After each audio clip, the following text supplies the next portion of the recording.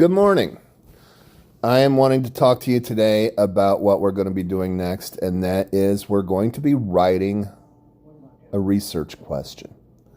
So what is a research question?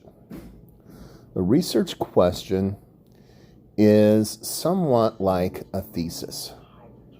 When people ask you to write a thesis, what they're saying is, can you write a sentence or a paragraph that explains what your entire paper is about?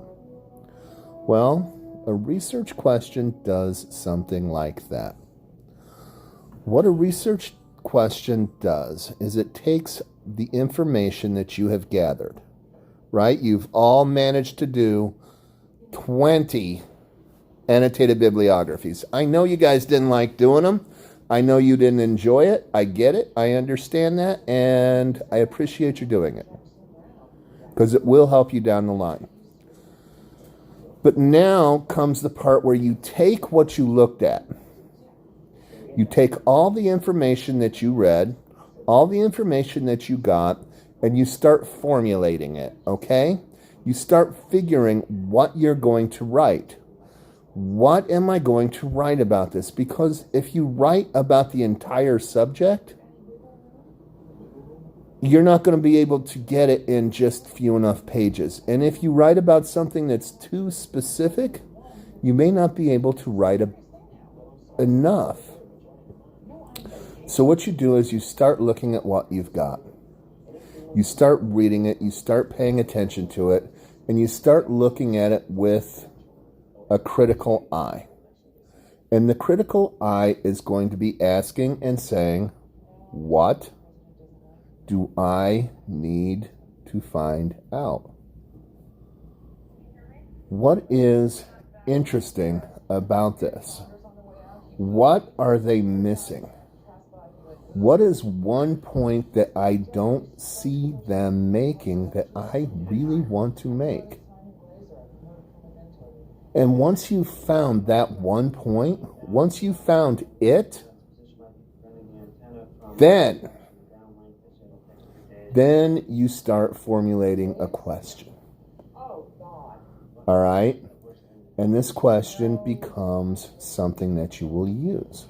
Let me give you an example. When I was writing my dissertation, which is a 150-page book, when I was writing it, I had three research questions that I had to answer for 150 pages. I had 3 questions. All right? And the most simple of the questions was this. Does ESPN SportsCenter frame its shows in order to present teams from the Power 6 conferences more importantly than teams from all the other conferences? That was a simple question. All right, and that was the basis for my entire dissertation. Does ESPN SportsCenter give favoritism, basically, to the teams from the big conferences over the teams from the smaller conferences? And with that one question, I was able to design 4 experiments.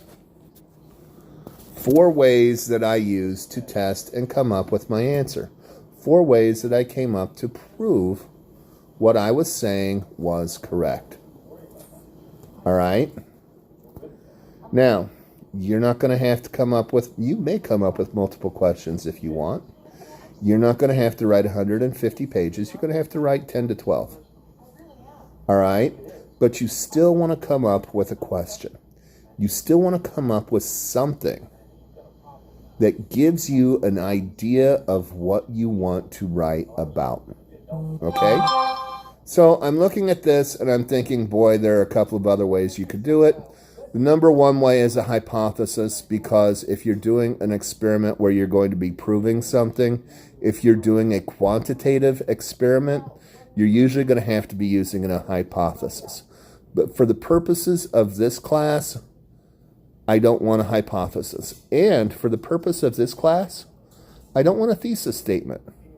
You've all had thesis statements. You've all learned how to do thesis statements. I want you to learn how to use a research question. Okay? So, once we're looking at that, let's look at the first parts that you're going to have to do. Like I said, number one, go and look at all the material that you have. I've given you an awful lot. I've made you read an awful lot. I know you hate it. Okay? Go and look through it. Okay?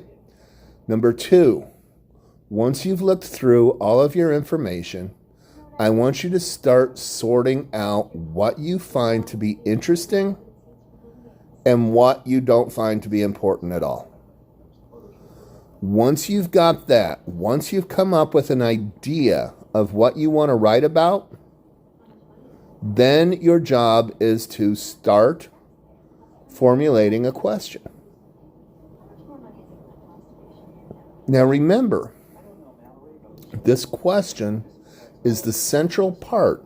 This question is going to be the key to every other word that you write. Your entire 10 to 15 page paper is going to be dependent on this question.